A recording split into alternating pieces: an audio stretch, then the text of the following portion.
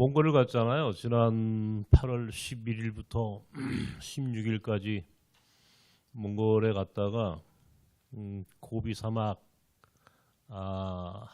둔두고비라고 하는 차강소브라가라고 하는 곳에, 거기는 버스밖에 못 가요. 비행기도 안 가는 또 고비 사막이라 버스를 타고 갔다가 버스에서 내리다가 아마 잘못돼서 내리다가 거기서 잘못 발을 내리는 바람에 그만 이제 다리를 다쳤는데, 거기서는 너무 다리가 아픈 것이 너무 이상하더라고. 내가 웬만하면 그 병원 안 가고 서울 그냥 와서 치료받으려고 했는데, 거기 정형외과를 가서 엑스레이를 찍어보니까 몽골 의사가 하는 말이 금이 갔다.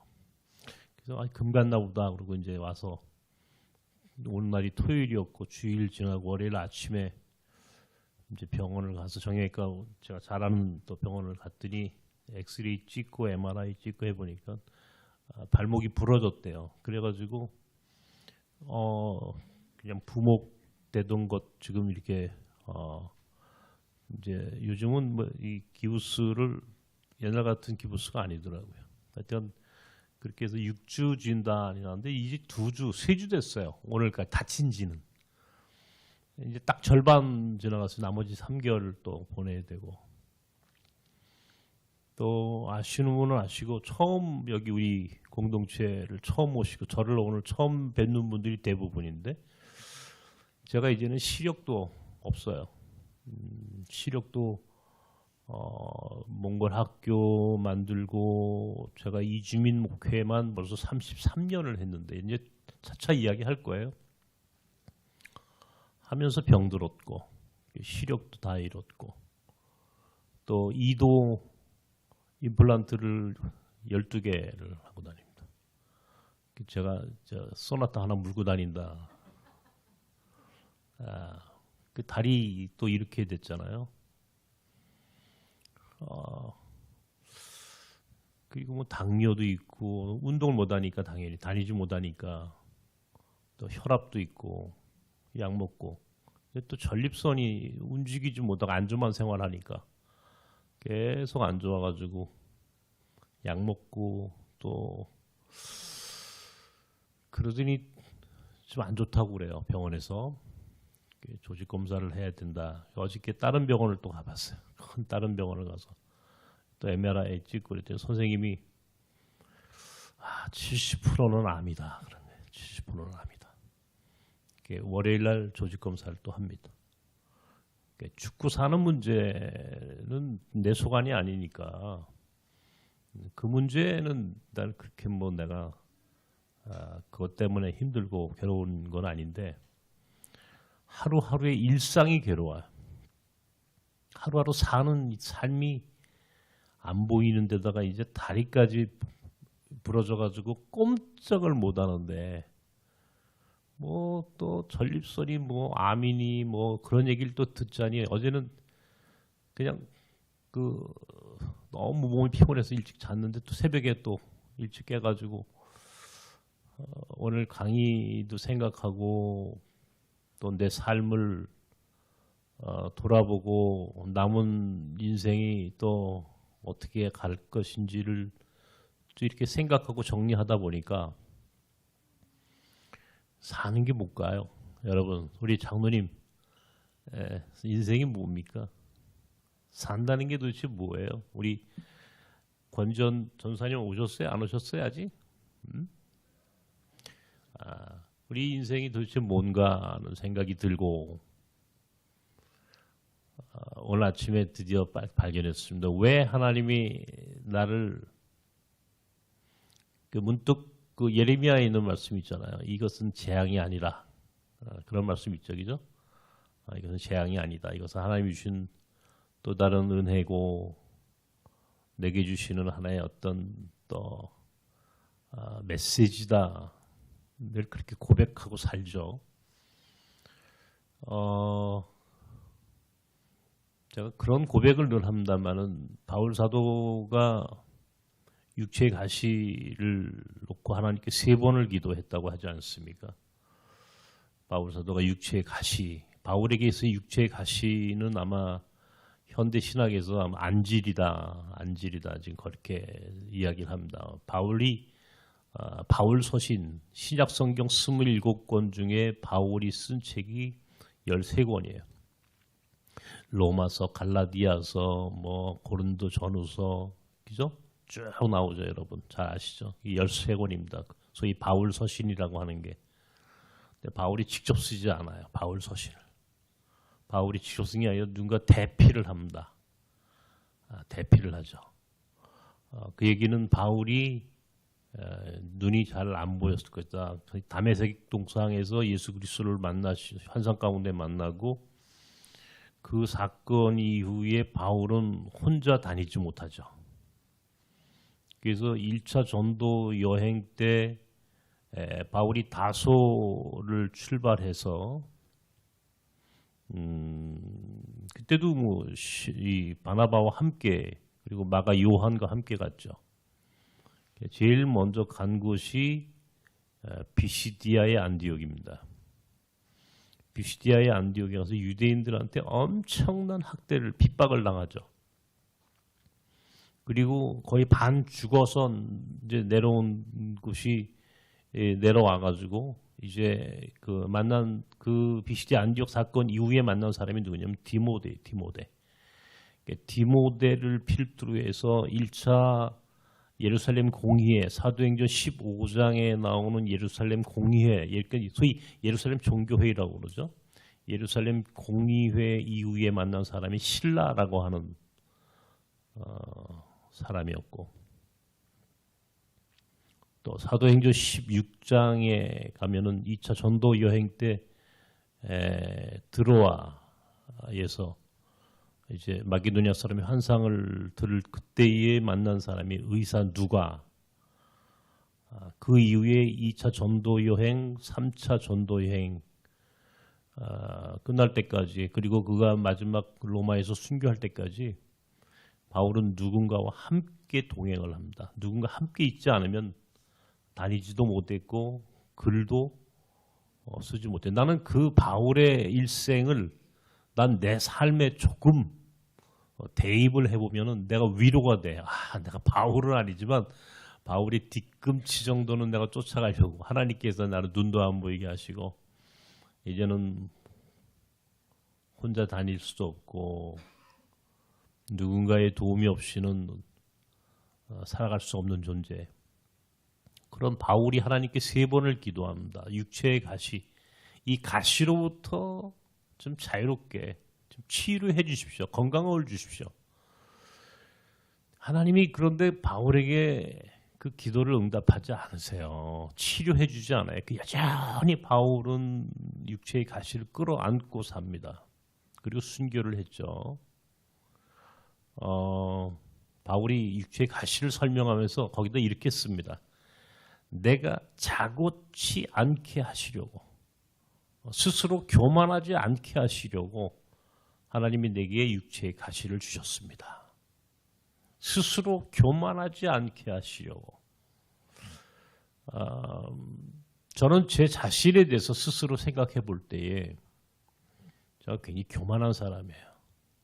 굉장히 교만하고 자존심 강하고 누군가한테 지는 거 싫어하고 시쳇말로 얘기해가지고 아주 못된 성품을 가지고 있는 사람이에요. 근데 하나님이 눈을 안 보이게 하셨다는 것에 대해서 내가 그래, 하나님이 내가 눈이 보였으면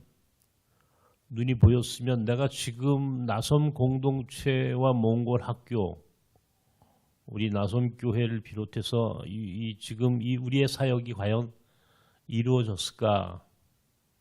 눈이 보였다면 더 잘했을까? 쉽게 얘기하면 내 삶이 내가 눈이 보였다면 더 풍요롭고 풍성했을까? 당연히 여러분들은 그렇게 생각하죠. 저분이 눈이 보였으면. 그런 생각 안 해보셨어요? 네?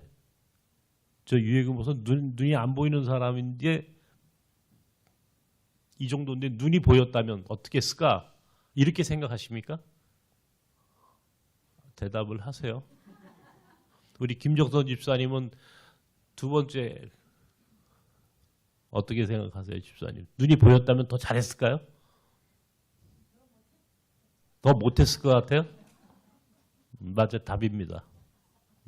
내가 눈이 보였다면, 그러니까 하나님이 감당이 안 될 때 우리 부모님들이 그러잖아요. 자식이 도저히 부모 말을 안 듣고 부모 말이 안 듣고 감당이 안 되면 뭐랍니까? 다리 몽둥이 부러뜨려 놓는다 그런 말 써요.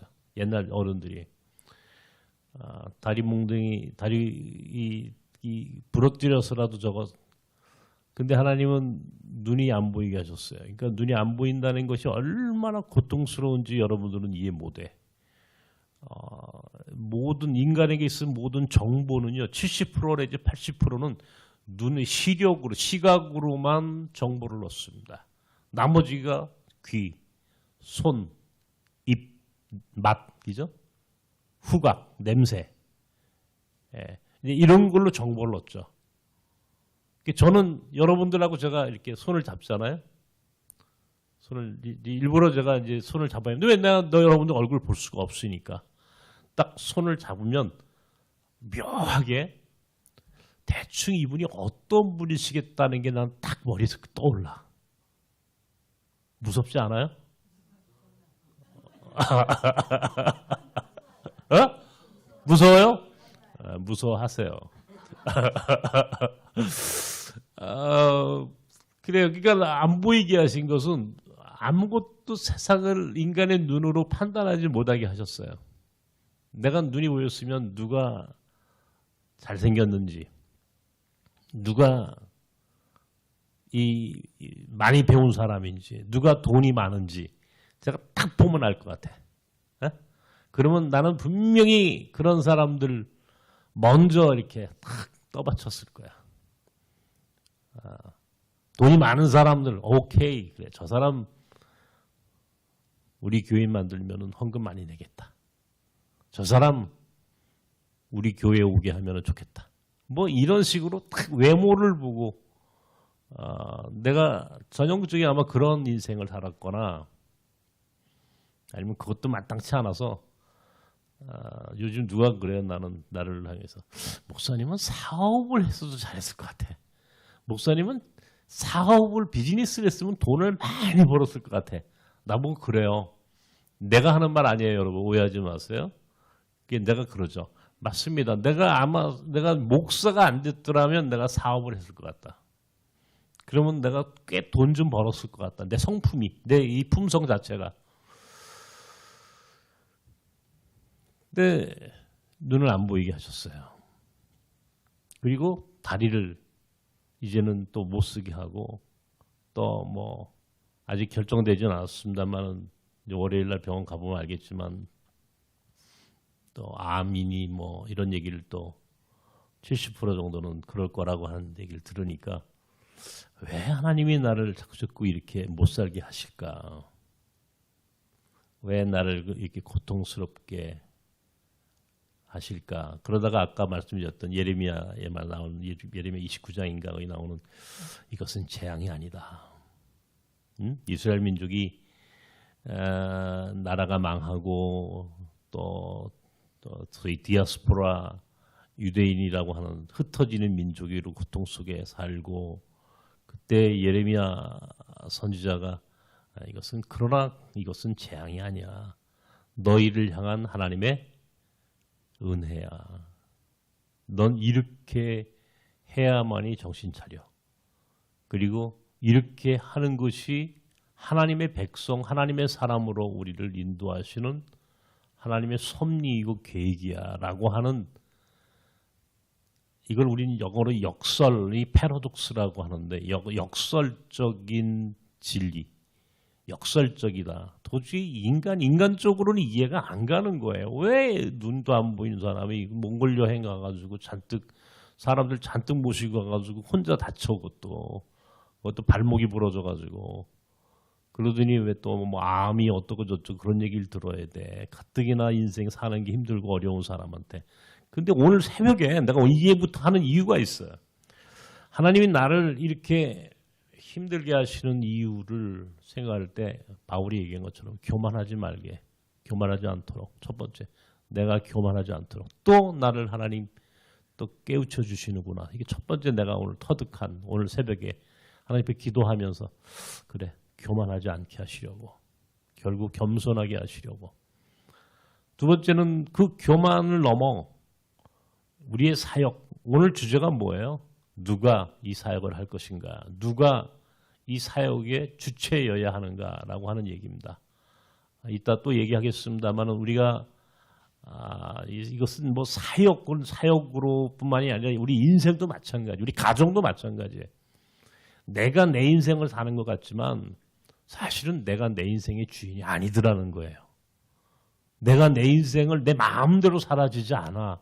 여러분 자녀가 여러분 마음대로 됩니까? 여러분이 낳은 아들이고 딸이고 여러분이 낳은 자식도 여러분 마음대로 안 돼. 그죠? 여러분 같이 사는 남편, 여러분 같이 사는 아내가 여러분 마음대로 됩니까? 안 돼요? 돼요? 아우, 누가 그렇게 소리 크게 내셨어요? 안 된다고? 안 돼요. 네, 안 돼요. 내 마음대로 사라지지 않아. 나섬 공동체 몽골학교 우리의 이 사역이 이게 내가 한 것 같은데 내가 한 게 아니더라고. 이거를 언젠가 문득 이게 내가 한 게 아닌데 하나님이 하셨는데라고 하는 생각이 들었어요. 그런데 또 어느 순간 그걸 잊어버려 내가. 그리고 나섬 공동체 몽골학교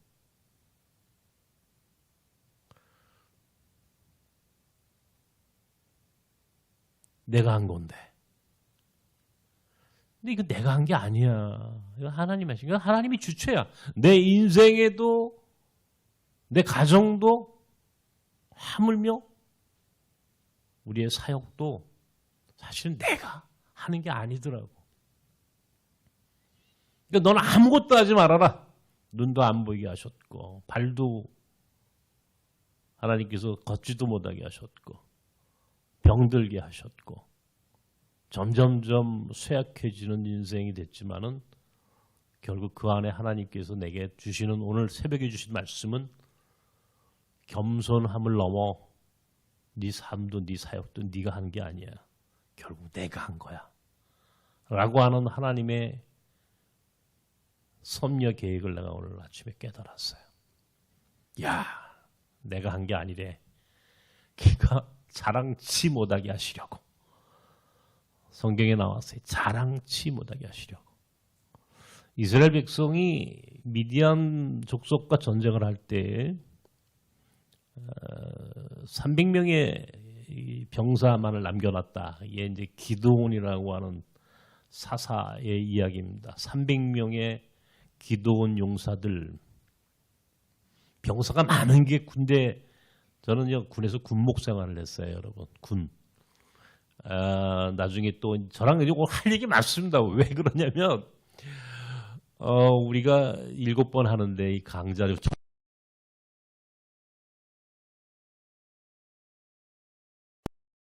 강의를 많이 하셨어요. 뭐 아주 유명한 분들이고 훌륭한 분들인데 내가 그분들 강사로 모셔서 강의를 듣는 것도 좋은데 어떤 분들은 또 그러더라고. 그러지 말고 목사님이 다 하시면 안 돼요. 다 하래 나보고. 다 할 수 있어요. 내가 30번도 할 수 있고 뭐 50번도 할 수 있어요. 근데 그래도 다른 분 얘기도 들으시는 게 좋지 않겠어요 했는데 아니에요. 그냥 유 목사님 혼자 다 하시면 좋겠어요. 그래서 7번만 하는데 한 번은 우리가 동대문 투어 하잖아요. 동대문에 우리 비전센터 현장 또 가셔야 되죠. 현장이 이주민 이야기, 이주민들이 사는 모습들, 그들의 삶의 현장을 한번 가보는 게 좋겠죠. 선교 현장. 여기도 선교 현장이지만 또 다른 선교 현장이 있어요.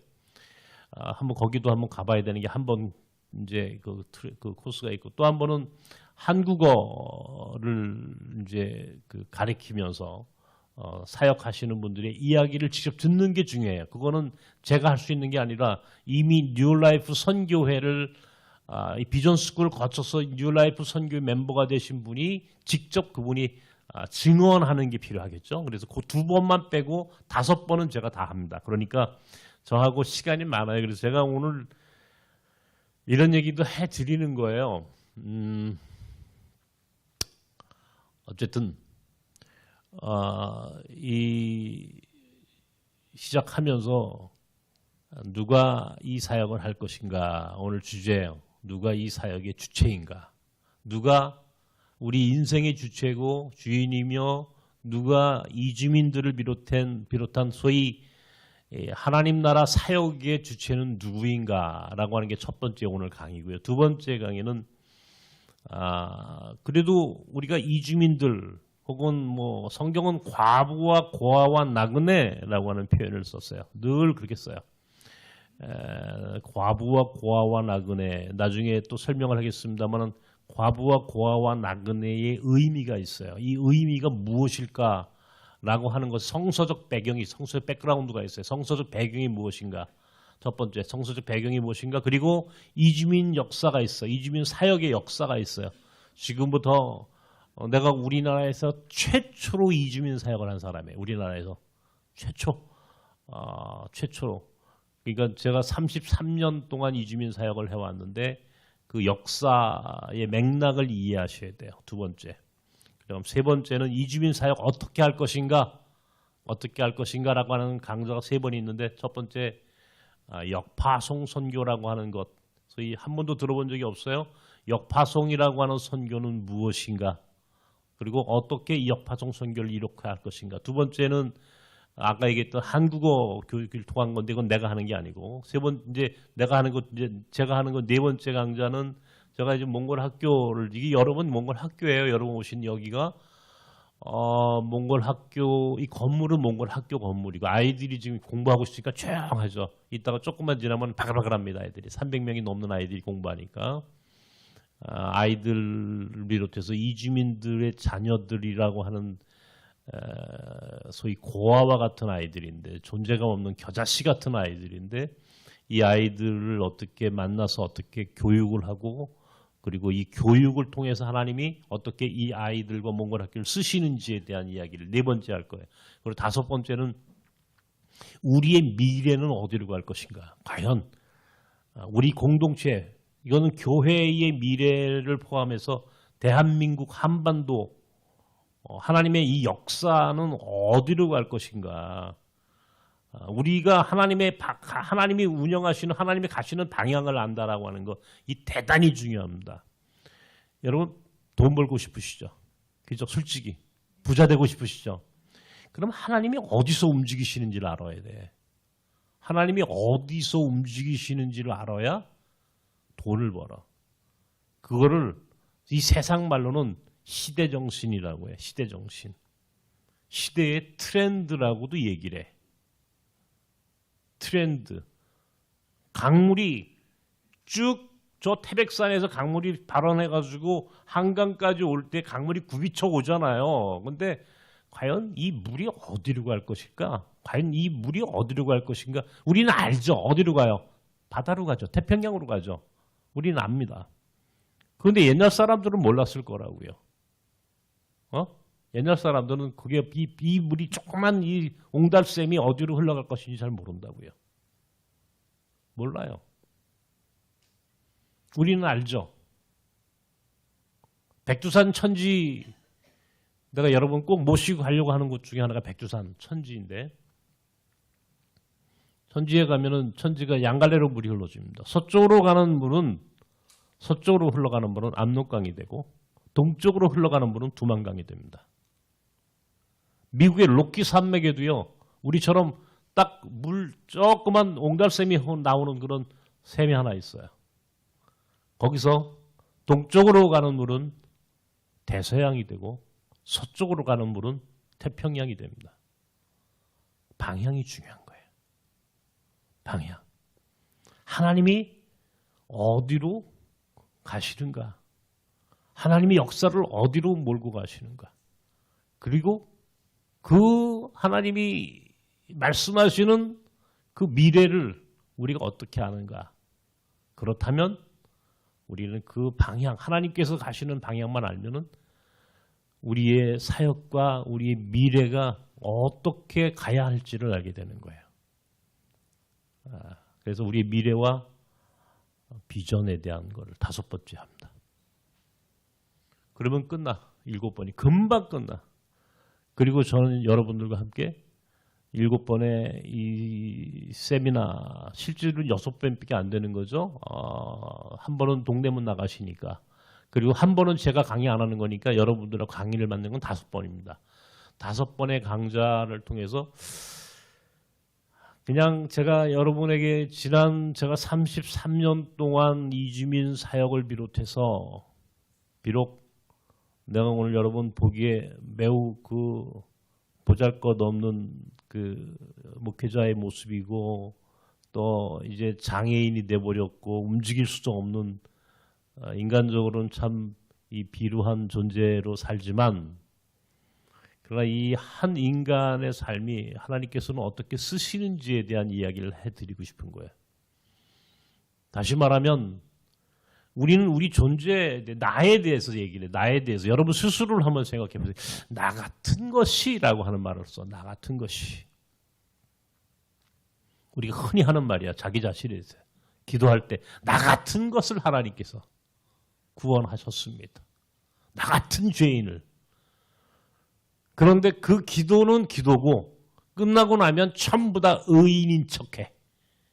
죄인이라고 고백했고 별 볼 일 없는 연약한 인간이라고 스스로 입으로는 얘기하면서 정작 기도 끝나고 우리가 세상을 살 때 보면은 신앙생활 하는 모습 보면 나 같은 의인이 어디 있어?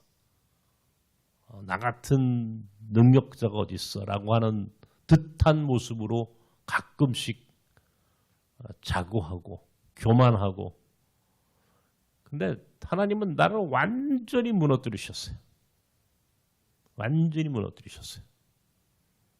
내가 87년도에 내가 장신대 신대원을 졸업했는데 여기 사는교회 목사님, 권사님들 많이 오셨으니까 사는교회 백영훈 목사님 나랑 신대원 동기입니다. 백 목사님 거기 원로 목사님 되셨다면서요. 네. 백 목사님하고 나하고 신대원 동기인데 그분은 나보다 나이가 많죠. 그분은 이제 나한테 학부 선배이지만 내가 그 양반하고 학부 그 신대원 동기가 될 수밖에 없었으니까 나는 쭉 올라가서 신대원 졸업하자마자 나는 군대를 가서 군목 생활을 했어요. 87년도에. 내가 얼마나 교만했냐면 26살의 목사가 됐어요. 요즘 나이로 따지면 24살의 목사가 됐어요. 24살에. 장신대 같은 신학교에서 정상적인 신학 과정을 밟아가지고 24살의 목사가 될 수 있는 사람은 아무도 없습니다. 제가 제일 어렸어요. 가장 어린 나이에 목사가 됐어요.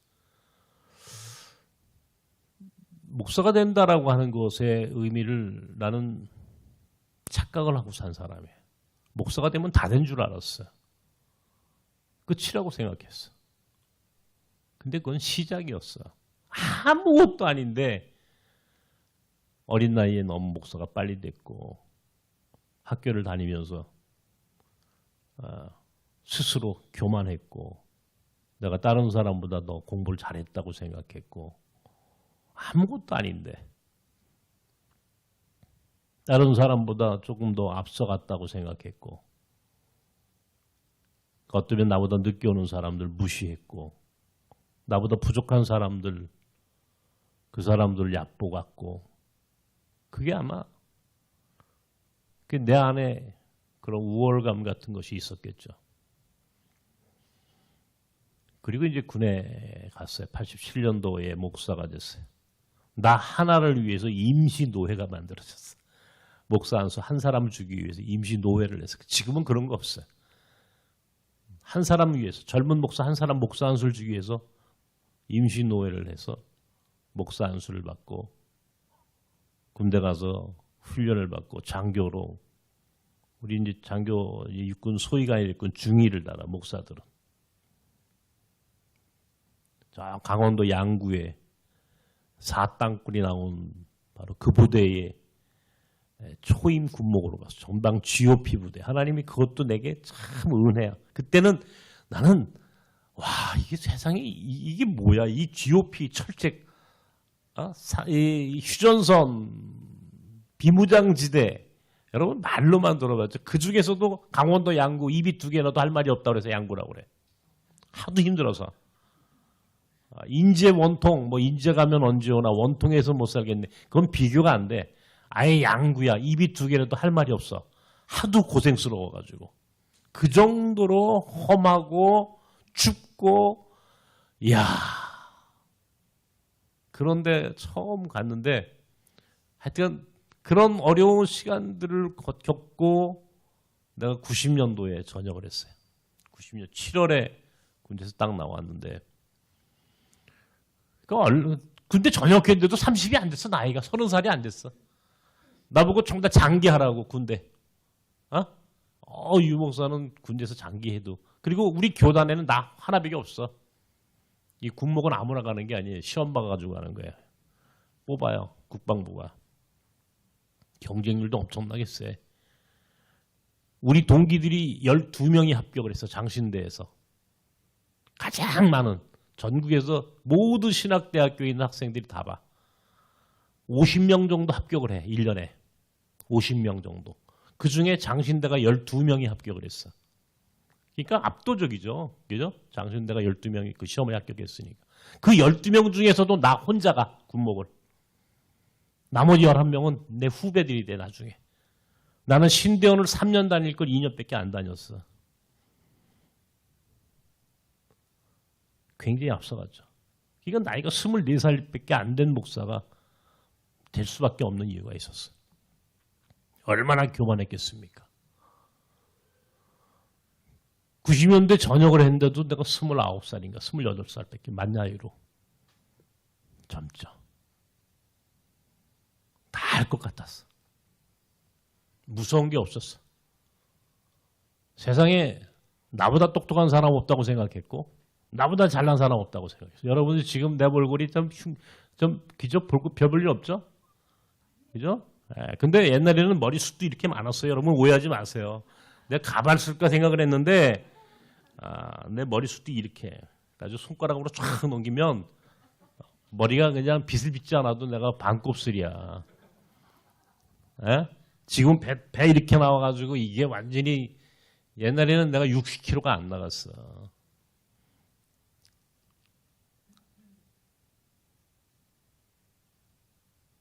다 할 것 같았어. 세상에 마땅치 않았어. 내가 전역할 때 사람들이 나보고 야, 뭐 할 거야? 유해근 목사 뭐 할 거야? 교만한 마음으로 나는 최고가 아니라 최초가 되겠어. 다 그랬어요. 최고가 아니라 최초가 되겠어요. 아무도 다른 사람이 한 건 안 해. 그러니까 일반 목회도 내가 볼 땐 건 이미 다른 사람이 다 하는 거예요. 그러니까 나는 그런 데 관심이 없었어. 그건 다른 사람이 하면 돼. 나는 다른 사람이 한 건 안 할 거야. 그래서 어느 연구소에 가가지고 기독교 관계된 연구소에서 나가서 일을 했어요. 번역도 하고. 내가 번역한 책이 있어. 드레핀 백가파라고 중계 왕이판이라고 하는 사람이 쓴 이 문화혁명 당시에 쓴 이제 책을 내가 번역을 했어요. 영어로 된 책을 내가 번역해서 책으로도 나오고. 근데 야 하나님께서 내 삶을 인도하셨다는 게 이제 느껴지는 게 이제 조금 철이 드는 거야. 92년이 됐는데 내 연구소에 있었으니까 우리 연구소 지금 원장이 돌아가셨지만 이 양반이 한국 신학계 어마어마한 천재입니다. 어마어마한 천재. 정말 이런 천재를 난 본 적이 없어. 근데 이 양반이 나보고 유 목사는 뭐 이런 공부를 해. 이런 공부를 해가지고 뭐 내가 굉장히 공부를 해야 되겠다. 미국의 시카고에 있는 대학교에 어플라이를 했어요. 그래가지고 어드미션을 받았어. 입학 허가서를 받았단 말이에요. 장학금도 받았어. 그러면 이제 장학금도 받고 92년도에 우리 집사람은 이제 중고등학교 선생을 했는데 이제 그것도 그만두고 애들 데리고 이제 미국 가서 그럼 공부하면 그러면 내가 이제 뭐 학위를 받고 돌아오면 그 다음엔 뭐 해봐야 어디 장신대에서 교수 정도 하고 뭐 이제 다 그 길이 정해져 있어. 그런데 뜻하지 않게 하나님이 맨 마지막에 정말 내가 이제 집만 싸면 가는 거야. 미국에서 빨리 오라고 연락이 왔었으니까. 집만 싸면 가는데 어느 날 소망교회 곽선희 목사님이 지금은 이제 소망교회 곽 목사님이 떠나신 지 오래됐고 지금도 그 양반은 90이 넘은 그 어른이신데 지금도 목회하시자 설교하고 다니시잖아. 아세요? 곽선희 목사님 대단한 분이에요. 나를 한번 만나자고 연락이 왔어요. 그래서 약속된 날 내가 이제 소망교회 갔더니 지하실에 그 당회장실 지하실에 그러니까 아무나 못 들어가 거기는 다 잠겨 있어. 그리고 딱 누르면 안에 연만 동그란 문 하나가 딱 열려 비서가 누구십니까? 어디서 오셨습니까? 약속은 되어 계십니까? 딱 물어봐요. 그래서 됐습니다. 약속되어 있습니다. 그럼 문을 딱 철컥 열어주는 거예요. 새벽 7시에 만나자고 그래. 갔어.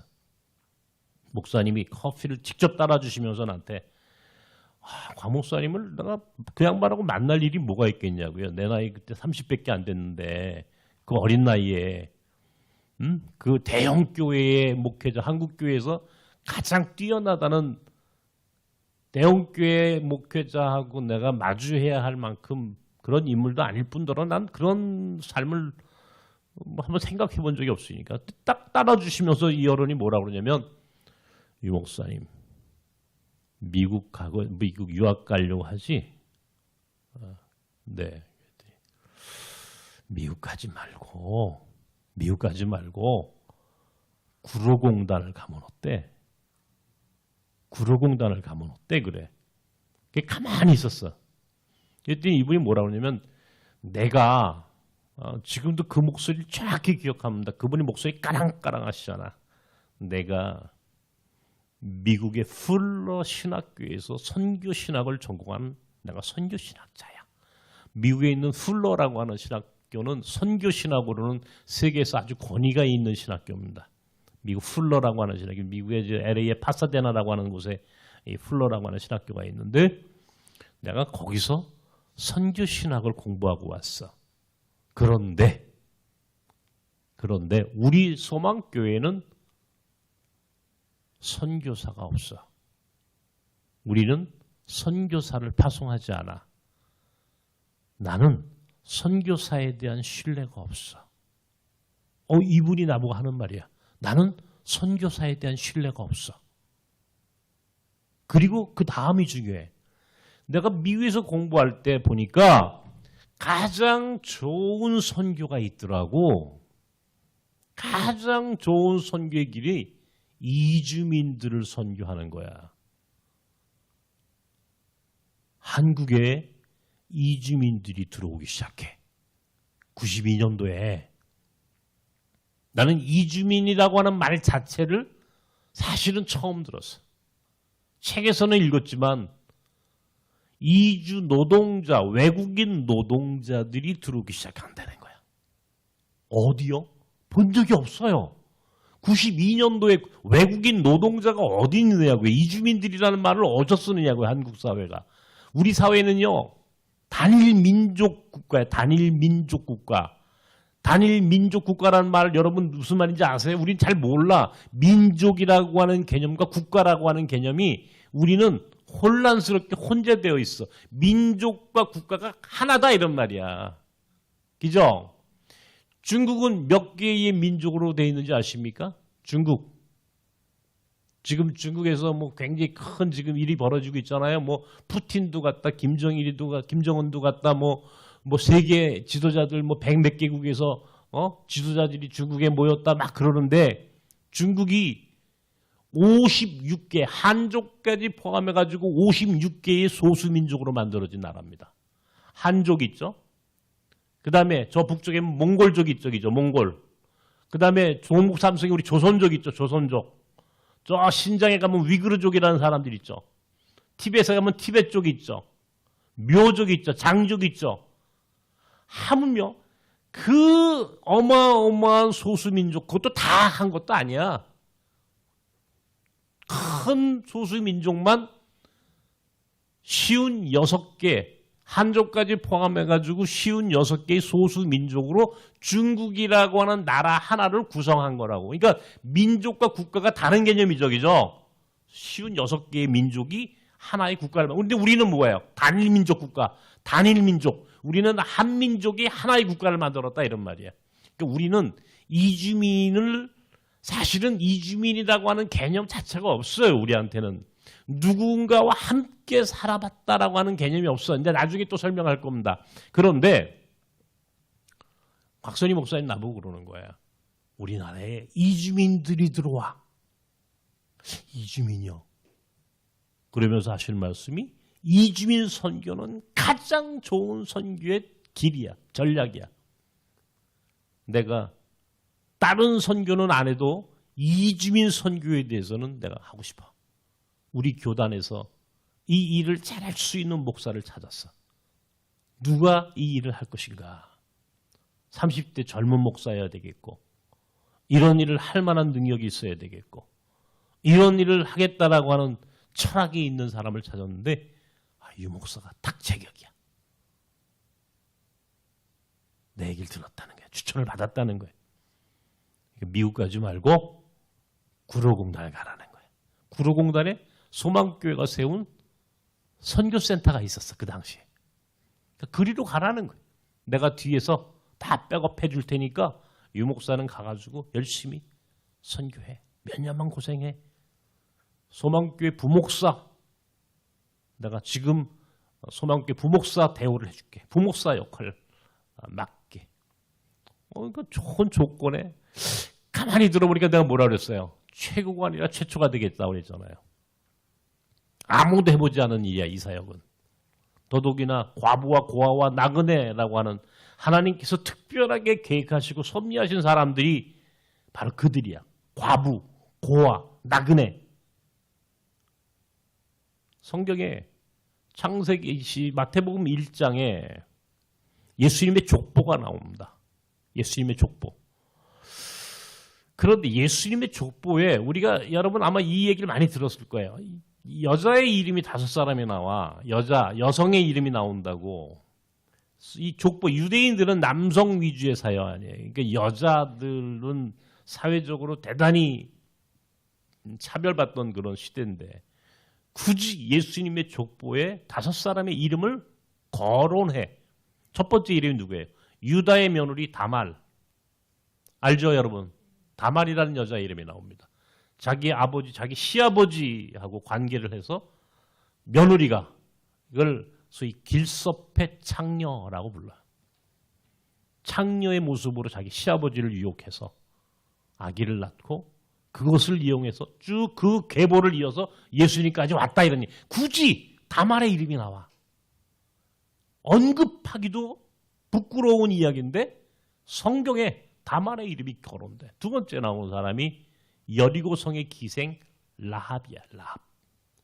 그리고 세 번째 나오는 여자가 라합의 며느리가 되는 룻. 네 번째 나오는 사람이 솔로몬의 어머니 밧세바야. 밧세바. 다윗에 의해서 소위 다윗의 간음 사건이에요. 다윗의 간음 사건. 남편이 있는 여자였다 이런 얘기야. 밧세바. 그리고 나머지 한 사람이 예수님의 어머니 마리아. 5사람의 여자 이름이 나옵니다. 한결같이 사실은 세상에 자신의 존재를 드러낼 수 없는 여인들이야. 기잖아요? 다말, 라합, 룹, 밧세바. 뭐 예수님의 어머니 마리아는 뭐 나중에 지금은 우리는 그렇게 얘기하지 않지만 사실은 마리아마저도 사실은 뭐예요? 예? 그 사람, 그 시대 사람들이 볼 때는 동정녀 마리아라는 건 우리의 신앙의 고백이죠. 그냥 그 당시에는 처녀가 아기를 낳았다고. 성경에 나오잖아. 처녀가 아기를 낳으리라. 임마누엘이라 하리라. 처녀가 아기를 낳았다. 이거 그 당시에는 깜짝 놀랄 만한 얘기죠. 어쨌든 다말, 밧세바, 마리아 빼놓고 두 여자만 얘기하자고. 라합과 룻. 라합이라고 하는 여자는 어떤 여자입니까? 여리고성의 기생이야. 여리고. 이스라엘 민족이 광야 40년을 거쳐서 요단강을 건너가자마자 나오는 성이 여리고성입니다. 전 세계에서 가장 오래된 도시가 여리고야. 그거는 해발 높이 아래 해발보다 소위 바다보다 낮은 데 위치한 도시야. 이 여리고라는 데가. 그래서 여리고는 무너졌다가 다시 만들어지고 무너졌다 다시 만들어지고 이게 고고학적으로 발굴하면 여리고라는 성은 전 세계에서 가장 오래된 도시라고 그래. 거기 여리고 성이 있었고 그 성에 기생. 성서는 기생이라고 하는 말을 써서 번역을 했어요. 우리말로. 우리말 번역은요. 여러분들이 잘 이해하셔야 돼. 그냥 번역이야. 번역. 우리가 좀 이해하기 쉽게 썼어. 번역했을 때 기생. 그런데 엄밀히 따져가지고 원어에 의하면 성서 원어는 기생이 아니라 창녀야. 창녀. 몸 파는 여자였다 이런 말이에요. 예수님의 할머니가 라합이라고 하는 이방 여리고 여자죠. 이방 여인이었고 몸 파는 여자였어요. 그런데 예수님이 하필이면 그 여인들의 태를 통해서 이 땅에 오셨단 말이야. 그 라합의 아들이 있어. 보아스야. 보아스. 여리고성과 베들레헴은 그렇게 먼 거리가 아니에요. 실제적으로 굉장히 가깝습니다. 베들레헴에 아마 이제 거기서 그 집안이 어쨌든 간에 라합이 정탐꾼들 중에 한 사람과 결혼을 했고 거기서 어떻든 부를 이뤄서 보아스라는 아들이 있었는데 마침 모압이라는 데가 있어. 모압. 어디냐면 지금의 요르단이야. 요르단. 모압 여인 룻이라고 하는 여인이 출연을 해. 이 룻이라는 여자는 모압 여자였고 과부야. 과부. 모압 여인이었고 과부였던 룻이라는 여자가 자기 시어머니 나오미를 따라서 베들레헴으로 이주를 해. 거기가 원래 시댁이 거기 있었어. 나오미의 고향이 거기야. 자기 집으로 고향으로 왔어. 모압에서 이주해 온 거야. 이주민이야. 이방 여인이야. 지금으로 하면 결혼 이민자야. 근데 결혼 이민자인데 남편이 또 죽었어. 그래서 과부가 된 결혼 이민자야. 근데 이방 여인이야. 그죠? 두 사람이 만나서 결혼했습니다. 보아스와 룻이. 룻이라는 여자는요. 이방 여인이었고 과부였고 그런데 성경에 구약 성경이 총 몇 권이에요? 39권이죠. 그죠? 39권 중에 여러분 이상하게 생각하지 않으세요? 룻이라는 책이 룻기라고 하는 책이 한 권이 딱 포함이 됩니다. 39권 중에 한 권이 룻기야. 한 장이 아니고 한 챕터가 아니라 책 한 권이 룻기라고 책 한 권 자체가. 자, 여러분 스스로 한번 물어보시라고. 성경에 구약 성경은 유대인들이 쓴 책이야. 유대인들이 자기들의 성서를 편집을 했어. 39권을. 자기들이 유대인들이. 그죠? 유대인들의 학자와 유대인의 전통과 유대인의 율법과 그 사람들이 가지고 있는 소위 선민이라고 하는 구원에 대한 자기들만의 독특한 구원관을 가지고 있는 적어도 이방인 여자 전혀 사람 취급도 하지 않는 그런데 그 룻이라고 하는 여자의 이름을 걸고 룻기라고 하는 책 한 권이 성경에 포함이 돼. 어떤 사람한테 물어봤어요. 이거 왜 포함이 됐을까요? 그랬더니 예수 그리스도께서 오셨으니까. 그거는 예수 그리스도께서 족보가 나오기 전에 마태복음 1장이 서술되기 이전에 훨씬 이전에 만들어진 책이죠. 룻기는. 그죠? 이유가 뭐예요? 왜 룻기가 성경에 포함됩니까? 그것도 유대인이. 만약에 그게 신약 성경에 포함이 됐다면 이해가 돼.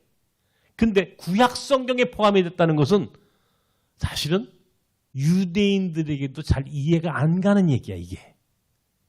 왜 여기에 룻기가 포함이 되죠? 왜? 설명해 보세요, 누가.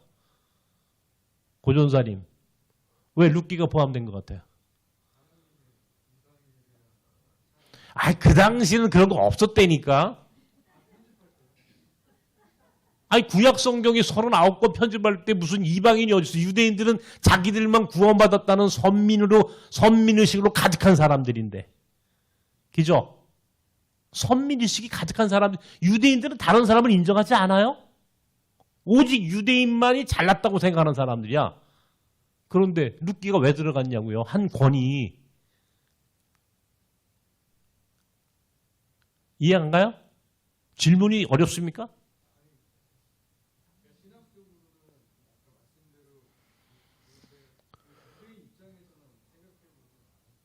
유대인들 입장에서 왜 생각을 안 했겠냐고요. 유대인들이 어떤 사람들인데 자기 할머니 자기들만의 성경인데 성경이야 성경 정경이라고 성경에 룻기가 왜 들어갔느냐고요. 이 질문 생각하지 않으셨어요? 나는 그 질문을 했어. 성서를 보면서 왜 룻기가 구약 성경에 들어가 있을까? 왜 그랬을까요? 사실은 있어요, 답이. 그것은 이 랍과 룻과 이 여인들의 계보를 타해서 나온 사람이 누구야? 다윗 왕이라고 하는 이 왕의 계보를 설명해 주려면 어쩔 수 없어. 창피해도 룻이 들어가야 되는 거야. 왜? 그건 사실이니까. 그죠? 그러니까 룻이 들어갔어. 거기까지는 그래도 근데 굳이 다윗 왕의 계보 역사를 설명하기 위해서 룻기가 들어갔다? 요즘 같으면요. 내가 그 정도, 내가 대통령이 됐어. 근데 우리 할머니 중에 룻 같은 여인이 있어. 라합 같은 여인이 있어. 내가 넣겠어요, 역사책에다가?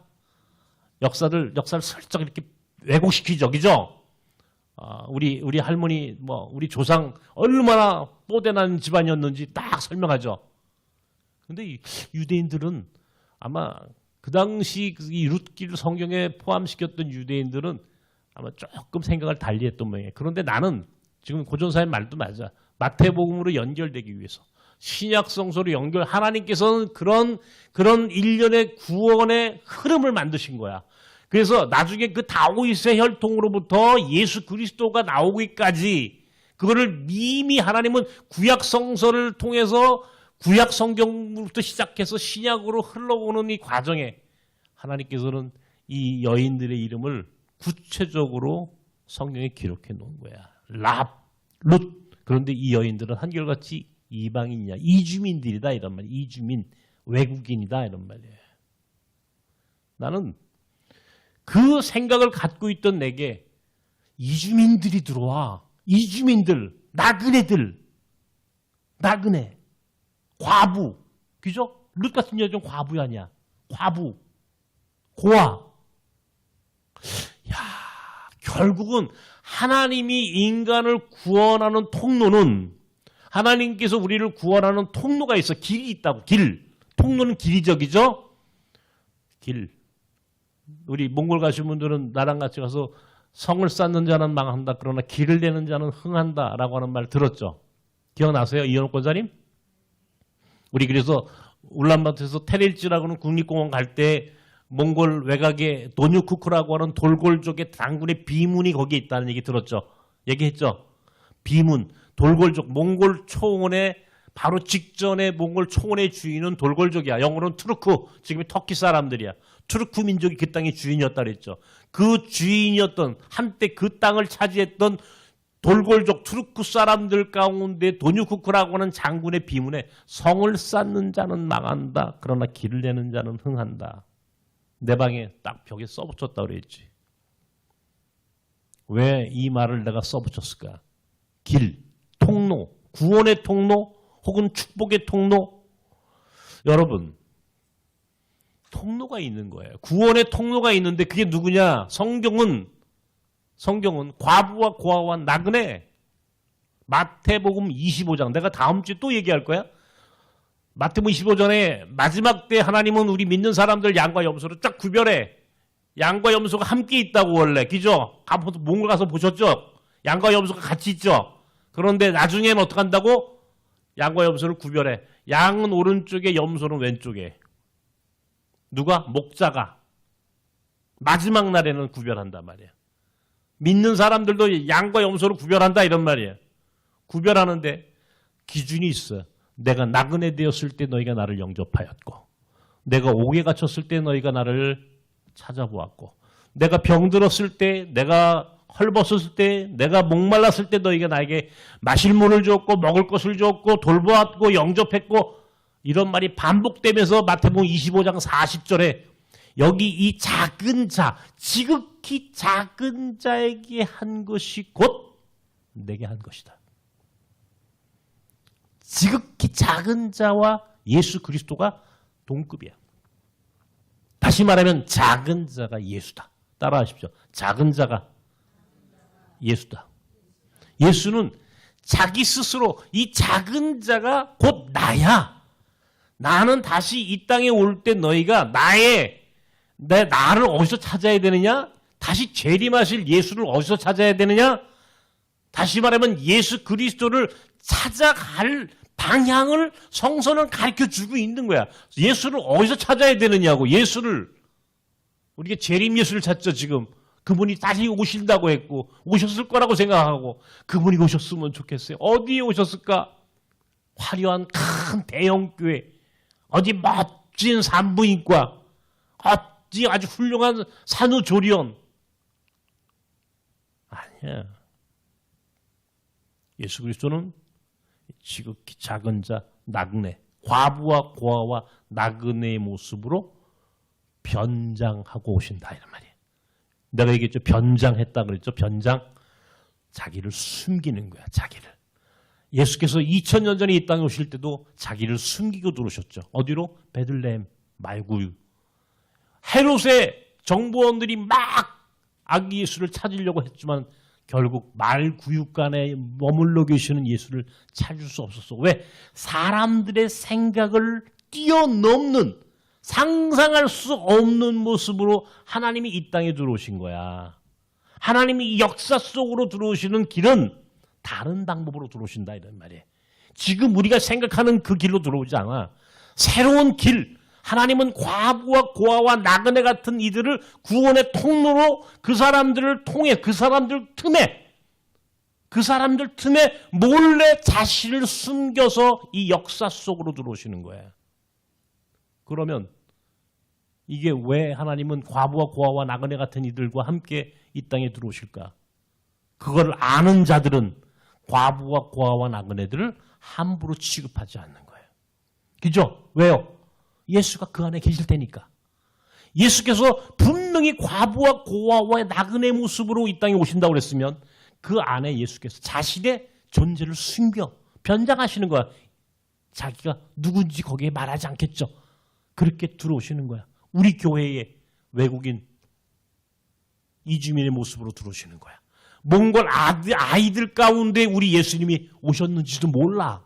지금 나에게 만약에 이 신앙 고백이 내가 말하는 과부와 고아와 나그네 같은 이들을 통한 하나님의 구원의 역사심이 분명히 진리라고 한다면 나는 우리 몽골 아이들 어떻게 대해야 돼? 나는 우리 몽골 아이들을 누구처럼? 예수님처럼. 나는 우리 몽골 아이들을 예수님처럼 모셔야 되는 거야. 우리 몽골 아이들은 내게는 예수님의 얼굴이야. 내가 무슨 설교를 한번 했었죠?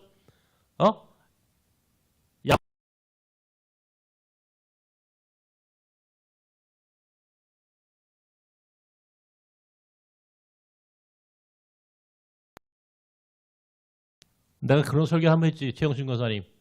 당신에게서 하나님의 얼굴이 보입니다. 당신에게서 하나님의 얼굴이 보입니다. 영원한 우리의 고백이 돼야 돼. 우리 이웃들에 대해서 내 옆에 있는 분들에게 한번 얼굴 쳐다보세요. 여러분. 당신에게서 따라하세요. 당신에게서 하나님의 얼굴이 보입니다. 보입니까? 아멘.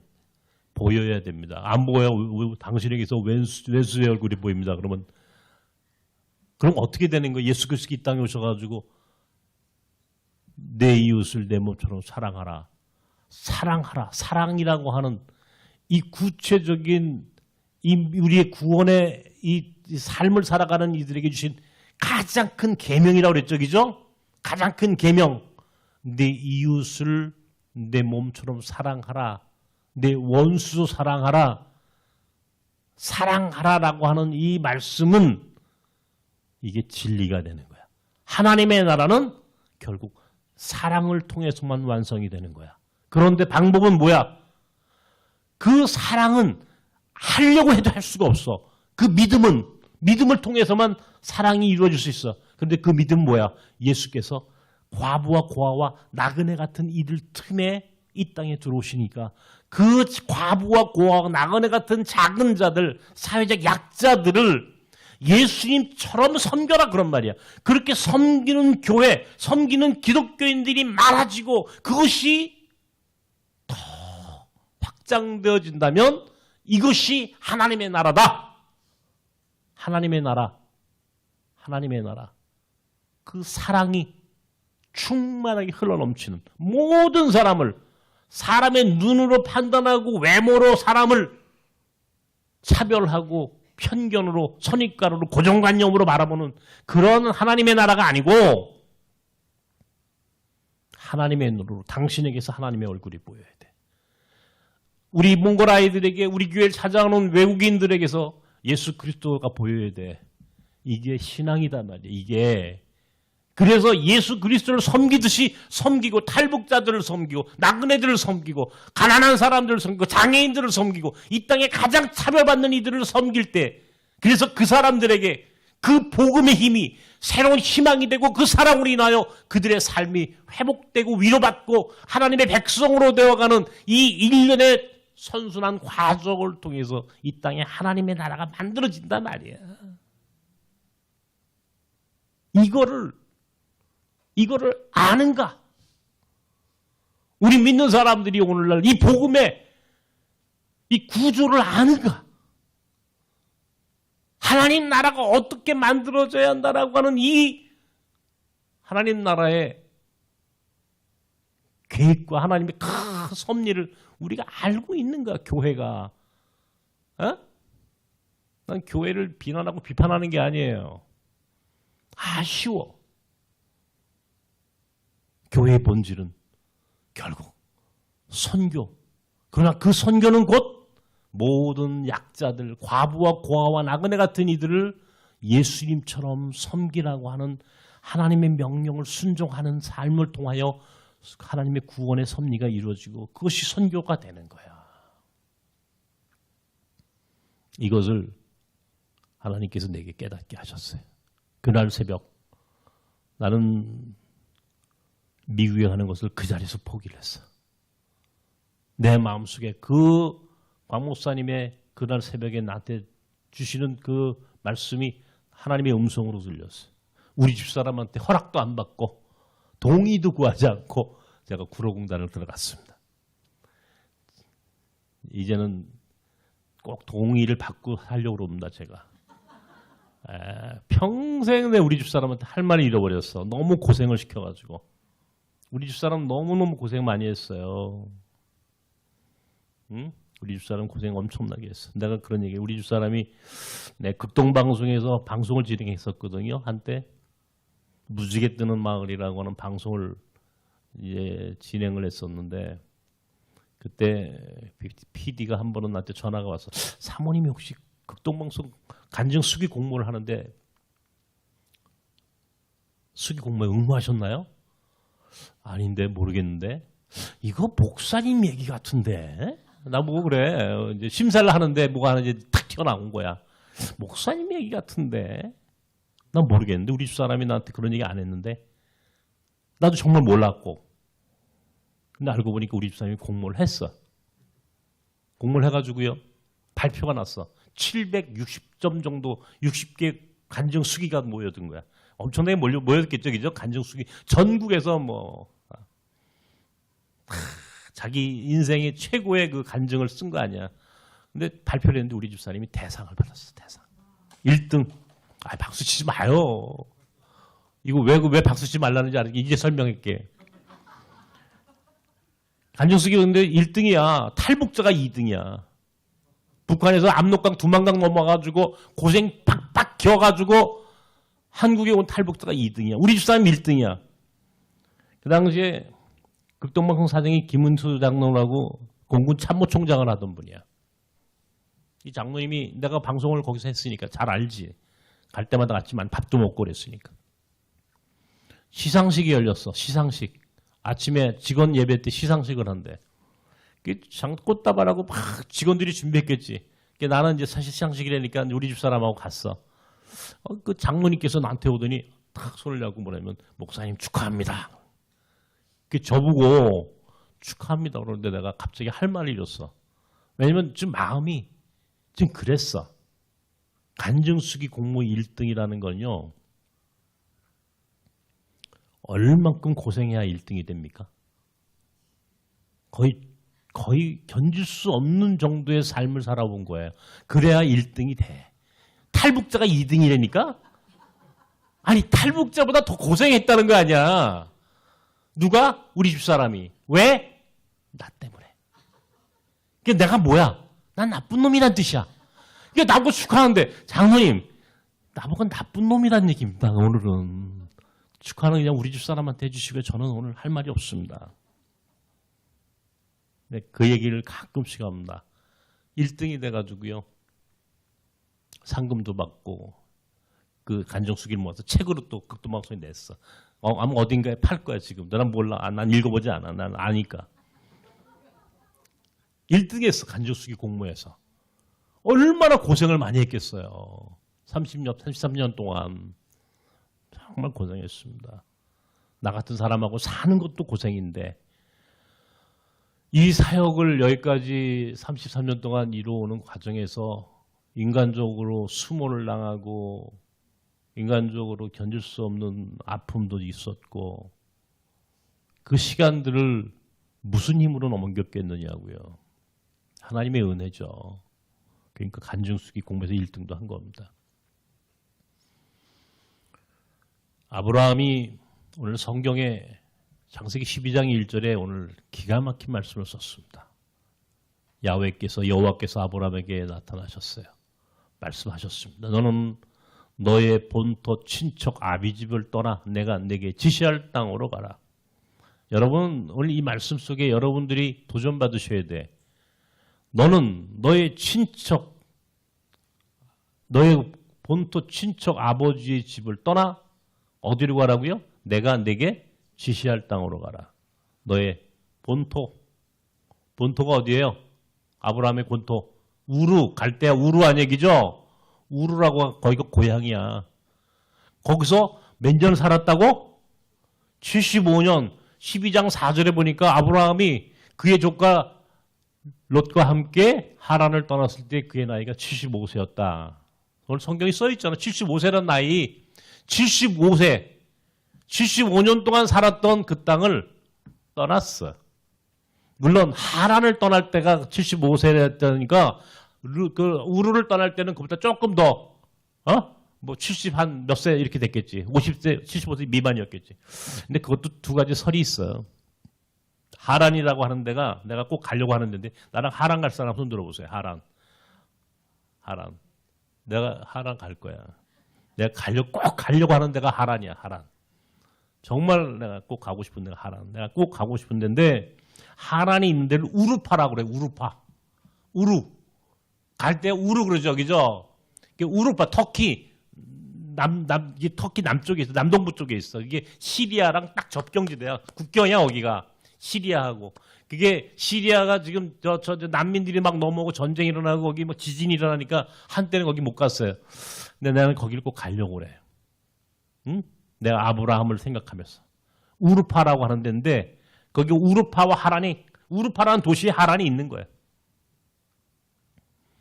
그러니까 하란을 떠났을 때 그가 75세였다. 75년 동안 그가 고향에 살았어. 친척 아버지의 집을 떠나라.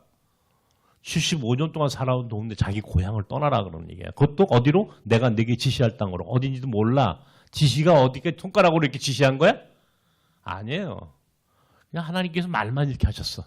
어디로 가는지 나도 몰라. 그런 거야. 응? 근데 떠나래 무조건. 떠났어요 여러분? 하나님의 명령 앞에 여러분 순종할 자신 있습니까? 권민정 전사님. 예? 떠날 자신 있어요? 정말이야? 권지현 전사님 오셨어? 오늘 잘 들어. 동생 얘기 잘 들어. 떠난다 그랬어요. 이따 나한테 와.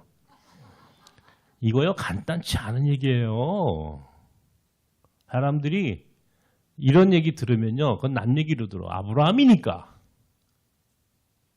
잘 안 떠나죠. 그리고는 아브라함이 뭐라고 그래. 내가 너를 크게 쓸 거야. 너를 큰 민족을 이루고 너를 형통케 해서 너를 복의 근원으로 만들 거야. 그리고는 뭐라고 그래? 3절에 너를 축복하는 자에겐 축복하고 너를 저주하는 자에겐 저주하리니 모든 민족이 너로 인하여 구원을 얻을 것이다. 너로 인하여. 다시 말하면 뭐야? 아브라함은 구원의 통로가 되는 거야. 아까 길이라고 하는 얘기겠죠. 길. 그죠? 구원의 길. 너로 인하여. 너 때문에 모든 민족이 구원 얻을 것이야. 너 때문에 모든 민족이 복을 얻을 거야. 모든 민족이 너로 인하여 복을 얻을 것이다. 축복의 통로다. 너는 길이다. 아브라함에게 하신 말씀이에요. 예수님이 나는 곧 길이요. 길이요. 예수님께서 얘기하셨죠. 나는 길이다. 어디까지 가는 길? 하나님 나라까지 가는 길. 나를 밟고 가라. 나로 말미암지 않고는 아버지께로 갈 자가 하나도 없다. 성경에는 요한복음에 나오는 말씀이에요. 나는 길이다. 똑같이 아브라함 너로 인하여 모든 민족이 복을 얻을 것이다. 너를 축복하는 자에겐 축복하고 너를 저주하는 자에겐 저주. 두 가지의 메시지가 있습니다. 하나는 우리에게 아브라함과 같은 삶을 살아라 말이에요. 떠나라. 길 떠나는 용기. 에? 소위 나그네의 삶에 대한 이게 나그네라고 하는 말보다는 순례자라는 표현을 써야 돼요. 우리는 믿는 사람들이니까 사실은요 우리 인생은 사실 나그네입니다. 붙박이로 있어서는 안 된다는 거예요. 하물며 고향 친척 아버지의 집도 어디로 가라고요? 하나님이 가라는 곳으로 가라는 거예요. 근데 이 말씀을 수도 없이 읽는데 나에게는 적용하지 않아. 여기가 내가 머물던 내가 살던 평생 살던 곳인데 우리 아버지 대대손손이 우리 조상이 살던 곳인데 여기 교회가 내가 어렸을 때부터 여기서 신앙생활했는데 여기서 내가 학교를 다녔는데 와, 이 완고한 고집들이 우리에게 있다는 걸 알아야 돼. 근데 하나님은 떠나갈 줄 아는 자에게 축복의 통로가 된다라고 하는 말을 쓰셨어요. 떠날 줄 아는 자. 떠날 줄 아는 자.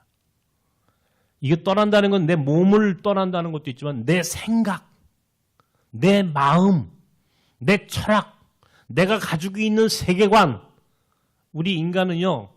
태어날 때 다 그런 어떤 태어나가지고 이 일정한 시간이 지나면서 스스로 어떻게 보면 그 가정과 그 국가와 그 공동체 안에서 학습된 것들이 굉장히 많습니다. 굉장히 익숙해져요. 소위 익숙함이라고 익숙함. 익숙해진단 말이에요. 내가 먹고 사는 거.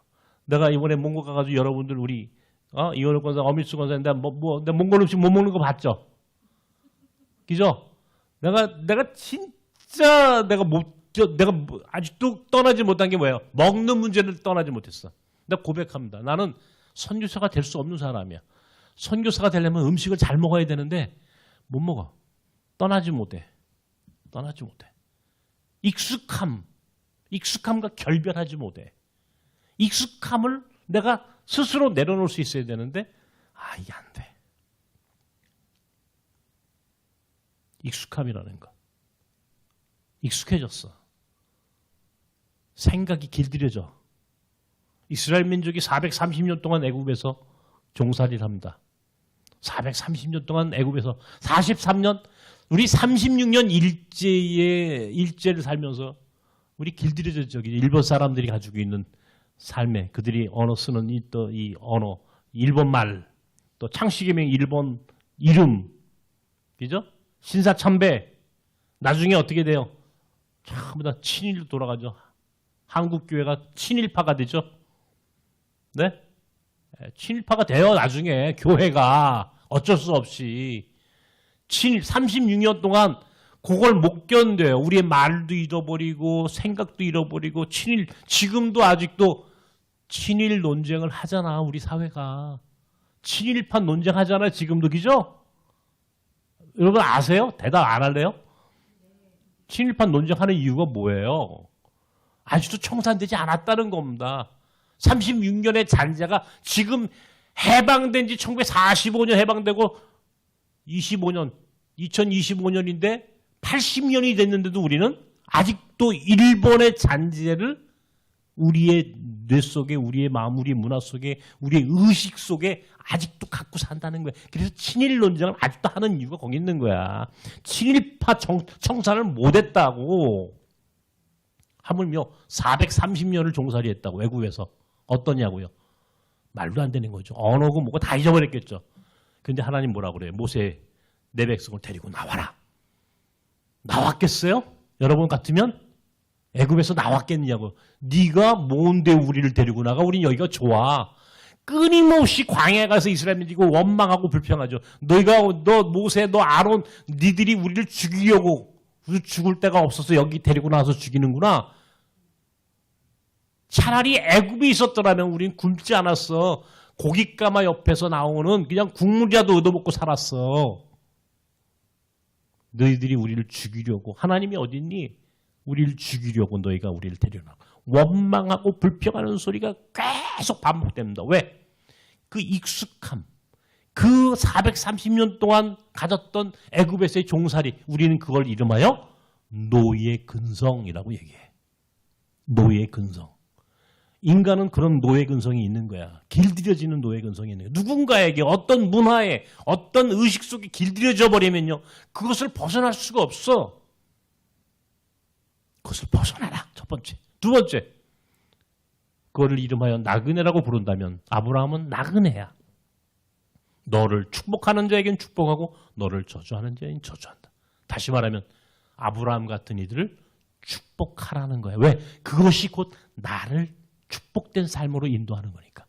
여러분은 지금 축복된 삶으로 여러분이 살기를 스스로 결정하고 여기 오신 거야. 왜? 이 뉴라이프 선교회는 바로 나그네 된 아브라함, 나그네 된 예수 그리스도를 축복하는 삶이기 때문에 그것이 여러분에게 축복이 될 줄로 믿습니다. 여러분의 인생의 축복이 돼. 아시겠어요? 이 사역은 그래서 아무나 하는 사역이 아니야. 그래서 아무도 하지 않아.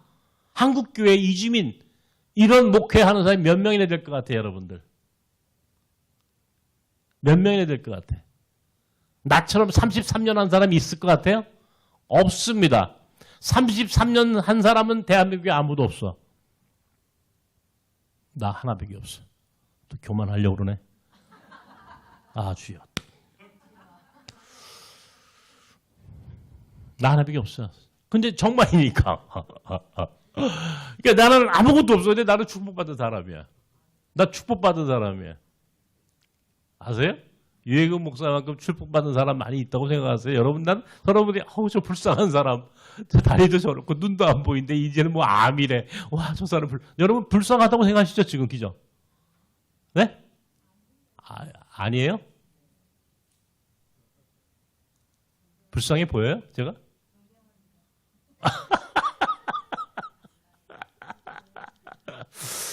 야.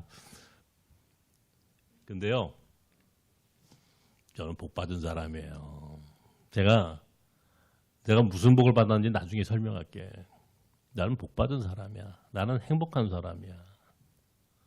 가장 불행하게 비극적인 삶을 살아가는 사람처럼 보일 뿐이야. 그게 은혜야.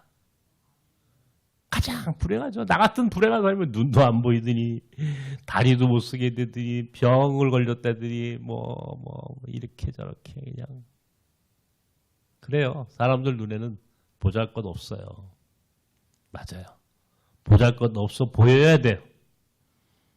그게 정상이야. 나는 내 스스로는 내 안에는 내가 가지고 있는 고백은 나는 행복합니다. 나는 행복합니다. 나는 행복합니다. 내가 여기가 몽골 학교 채플 드리고 여기 주일날은 교회 예배당이고 평일날에는 이제 여기 여기도 아이들 공연도 하고 뭐 작게 무대 만들었으니까 여기서 예배 드리거든요, 우리 아이들이. 몽골에서 이제 몽골 총리도 오고 뭐 몽골 시장도 오고 울란바토 시장도 오고 몽골에 이제 아주 높은 이제 그래도 그 지도자들이 우리 학교를 많이 올 거 아니겠어요? 그래 2년 전에 몽골 총리가 왔어요. 몽골 총리가 굉장히 그 참 젊은 총리고 똑똑한 하버드에서 공부한 총리였는데 내가 이제 우리 아이들 쫙 300명이 앉아 있고 꽉 차적이죠. 딱 의자가 300개입니다. 왜 300개만 갖다 놨는지 알아요? 기도원에 300용사를 생각하고 갖다 놓은 거야. 난 우리 교회가 나섬교회 우리 교회도 있어요. 내가 살아있을 때까지 300명 못 만들 수 있을까 모르겠다. 근데 뭐 하여튼 우리 학교를 생각하면서 우리 학교 우리 교회도 물론 뭐 내가 사랑하고 좀 우리 교인들 다 정말 좋아하고 사랑하는데 우리 아이들 비롯해서 내가 하는 목회는 딱 300명만 난 목회하고 싶었어. 난 기도원의 300용사의 이야기가 너무 좋았거든. 300이라는 숫자를 너무 좋아했어. 여기 300명 앉히면 꽉 잡는다. 거기다가 막 몽골 총리가 왔으니까 막 언론사부터 쫙 와가지고 그냥 막 여기 막 앞에 여기 딱 올라가가지고 내 강제서 이제 환영세 하잖아. 몽골 총리께서 오셨는데 이제 인사 환영합니다. 그때 내가 뭐라고 하냐면 나는 눈이 보이지 않습니다. 총리, 나는 눈이 보이지 않습니다. 왜 눈이 보이지 않는지 아십니까? 내가 당신들 백성, 몽골 사람들, 내가 몽골 아이들 공부시키고 돕고 이렇게 사느라 이제 눈도 안 보입니다. 눈도 안 보입니다. 그러면 딱 집중을 하죠. 총리가. 그때 얘기하죠. 그런데 나는 내 삶을 후회하지 않습니다. 나는 한 번도 내 삶을 후회해 본 적이 없습니다. 더욱이 내가 몽골 아이들과 함께 사는 이 시간은 내게 늘 감사하고 행복한 시간입니다. 나는 다시 태어나도 이 사역을 할 것이고 몽골 학교를 만들어서 당신들 아이들 공부시키는 일. 그래서 우리 학교를 졸업하고 마침내 몽골의 지도자들이 우리 학교에서 나타나고 몽골이 우리 몽골 학교 출신 아이들이 이끌어가는 그런 축복된 미래를 생각하면 나는 내가 눈이 보이지 않아도 나는 행복합니다. 그랬더니 총리가 내 환영서에 감동을 받았어. 안 가. 가야 되는데. 에? 그러더니 올라와가지고 뭐라 그러냐면 자기가 미국에서 하버드에서 공부했다 그랬잖아요. 그때 자기가 월드비전에서 아르바이트를 했대. 월드비전은 기독교인이 하는 그 시민사회단체예요? NGO예요? 그 얘기 뭐냐면 나한테 간접적으로 메시지를 주는 거야. 나 크리스찬이야. 몽골 총리가 크리스찬이라고 그러면 깜짝 놀란 적이죠. 근데 안 가. 그러더니 사람들이 모여가지고 막 사진 찍고 나랑 이제 그 사람이 나간다고 저 앞으로 해가지고 뒤로 해서 나가는데 신문사 기자들이나 방송국에서 막 마이크 대고 막 그러던 사람들이 어떻게 거기에 못 쫓았어. 나랑 내 손을 딱 잡아. 이 사람이 총리가 그래 내 귀에다 대고 God bless you. 그러는 거야. 자기의 마음을 나한테 표현하는 거야. 하나님의 가호가 당신에게 함께하길 바랍니다. 내가 그때 이 총리한테 감동을 받았어. 그리고는 총리가 한국에 국빈 방문해가지고 최고로 감동받은 데가 어딥니까? 몽골 학교 왔다 간대. 그리고는 태도가 달라져서 몽골 정부가 우리를 바라보는 태도가 또 달라. 완전히 뒤집어졌어. 그날 내가 행복합니다. 당신이 볼 때는 나는 불행하고 비극적인 삶을 사는 것처럼 보이지만 나는 참으로 행복한 사람입니다. 왜? 나는 예수 같은 내가 믿는 신앙 고백으로 우리 안에 우리 아이들 가운데 내가 섬기는 나섬 공동체의 많은 이주민들 가운데 예수 그리스도가 있다라고 하는 생각을 하면은 내가 어떻게 그 아이들을 함부로 하겠냐고. 내가 어떻게 그 사람들에게 함부로 할 수 있겠느냐고. 내가 어떻게 그 사람들을 차별하고 내가 어떻게 그 사람들에게 함부로 할 수 없잖아. 그렇지 않아요? 어떻게 돼요? 예수를 섬기듯이 내가 살아가고 내가 그토록 그분의 삶을 따르고 싶었는데 그것이 내가 목사가 된 이유인데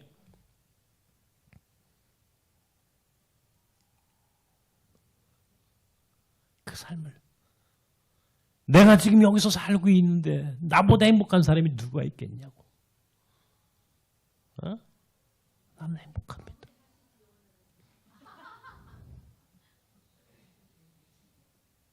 행복한 삶입니다.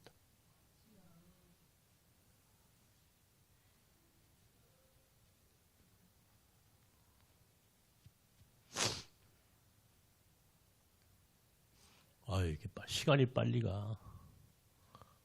한 2시간 더 하면 안 될까, 목사님? 다음 주에. 뭐 계속 할 거니까.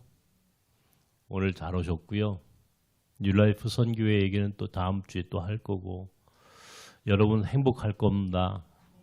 여러분이 축복의 통로에 들어선 거야. 축복의 통로에 들어섰어. 정말이에요.